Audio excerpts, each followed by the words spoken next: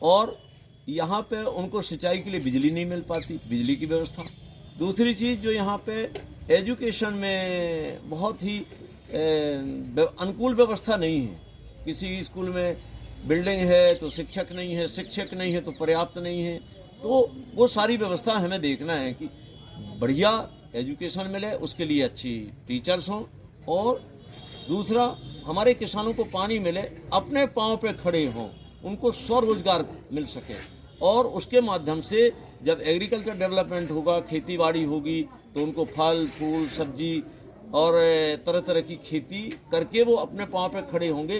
किसी के 1000 और 1500 और 2000 के लिए मोहताज नहीं रहेंगे कि 5 किलो गेहूं चाहिए और 2 किलो गेहूं चाहिए। आप यहाँ 10 गाँव में पता लगा लीजिए, जमुनिया बीजा खेड़ा में जो काम किया है, चोपड़ा में काम किया है। आपका शुरुआत मैंने करवाई थी पवई मीडियम प्रोजेक्ट जो तेंदू घाट पे कैन नदी पे बना, उसकी शुरुआत मैंने कराई थी 2013 में, और जो है बीच में मेरी ट्रांसफ़र हो गए, फिर आया तो मैंने उसको फाइनल जो पानी बहवाया, मैंने नहरें जो अधूरा काम पड़ा था उसको मैंने पूरा कराया। जो निर्माण आपने बांधों के कराए हैं, आज भी वो निर्माण बांधों के, नहरों के अधूरे पड़े हुए हैं। जी हाँ, मेरे किसानों तक पानी नहीं पहुंच पा वो रहा है। सब अपन लोग जो है, जैसी हमारी सरकार आती है, सरकार चली गई। आपके पवई विधानसभा में पिछली बार 2018 के चुनाव में, विधानसभा चुनाव में क्षेत्रीय उम्मीदवार को जनता ने मौका दिया था, क्या विकास हुआ उस पर? देखिए, लोगों ने बहुत अच्छा निर्णय लिया था, क्षेत्र का प्रतिनिधि चुना। बात ये रही कि एक्चुअली जो है कांग्रेस पार्टी को भी क्षेत्र का विधायक बनाना चाहिए था, वो चीज जीत जाता। अब उनके पास कोई विकल्प ही नहीं था, इनको टिकट मिल गई तो इनको जिता दिया। बात ये हुई कि वो विकास इसलिए नहीं कर पाया कि शिक्षा में थोड़ा कमी है, अनुभव में थोड़ा कमी है, बेचारा गरीब किसान घर का लड़का है, और उनके ऊपर विपत्तियों का एक के बाद एक पहाड़ टूटते गए। तो वो मानसिक रूप से और आर्थिक रूप से, प्राकृतिक आपदा से वो दुखी रहा। कोरोना काल में भी 1-2 साल समय बीत गया, उसमें भी परेशान रहा।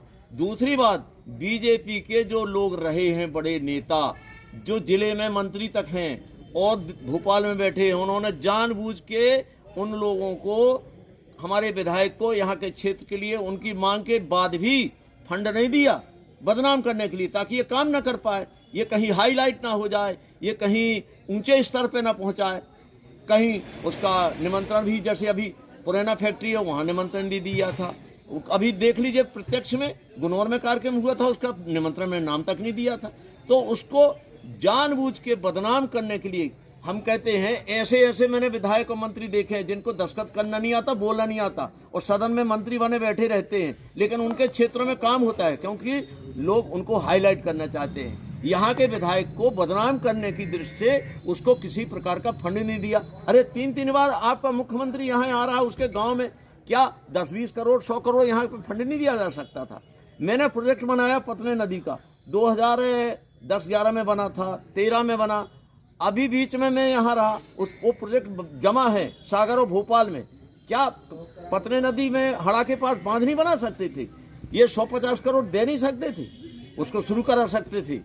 अब मैंने बनवाया है, उसमें आपका मल्टीपर्पज प्रोजेक्ट है, बिजली भी बनेगी, पानी भी उसमें रुकेगा, सिंचाई के लिए पानी मिलेगा, पेयजल के लिए मिलेगा, पर्यटन का काम होगा।